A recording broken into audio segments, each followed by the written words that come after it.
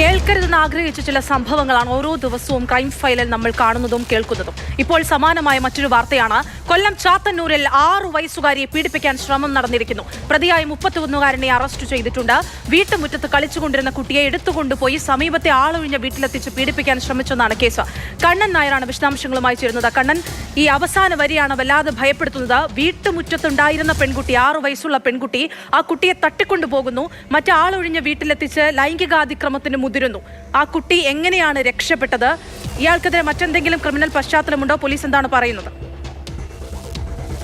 ഇയാൾക്കെതിരെ ഇത്തരത്തിൽ സമാനമായ രീതിയിലുള്ള കേസുകളൊന്നും തന്നെ ഇല്ല. പക്ഷേ മദ്യത്തിനും മറ്റു ലഹരിക്കും ഒക്കെ തന്നെ അടിമയാണ് സുജിത്ത്. വരിഞ്ഞം സ്വദേശിയായിട്ടുള്ള വ്യക്തിയാണ്. 31-കാരനാണ്.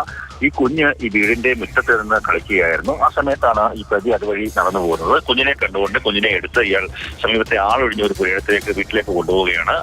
അവിടെ നിന്ന് കുഞ്ഞിന്റെ കരച്ചിൽ കേട്ട് അമ്മ ഓടി വന്നപ്പോഴേക്കും കുഞ്ഞിനെ ഉപേക്ഷിച്ച് ഇയാൾ രക്ഷപ്പെട്ടു.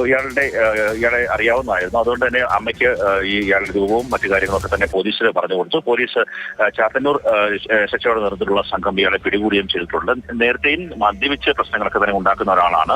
സമാനമായ രീതിയിലുള്ള വിഷയങ്ങൾ ഉണ്ടായിട്ടില്ലെങ്കിൽ പോലും 6 വയസ്സുള്ള ഒരു കുഞ്ഞിനോടാണ് ക്രൂരത കാട്ടിയത്. കുഞ്ഞ് കരഞ്ഞു നിലവിളിച്ചതുകൊണ്ടും ആ അമ്മ അത് കേട്ടതുകൊണ്ടും മാത്രമാണ് മറ്റുള്ള കാര്യങ്ങളിലേക്ക് പോകാതിരുന്നത്. കുഞ്ഞിനെ എടുത്തുകൊണ്ട് പോയി അയാൾ പീഡിപ്പിക്കാൻ ശ്രമിക്കുകയായിരുന്നു. എന്തായാലും നിലവിൽ ആ കുഞ്ഞിന്റെ ആരോഗ്യനില തൃപ്തികരമാണ്. ഇയാളെ ഇപ്പോൾ ചാത്തന്നൂർ പോലീസ് പിടികൂടിയിട്ടുണ്ട്. നാളെയായിരിക്കും കോടതിയിൽ ഹാജരാക്കുക.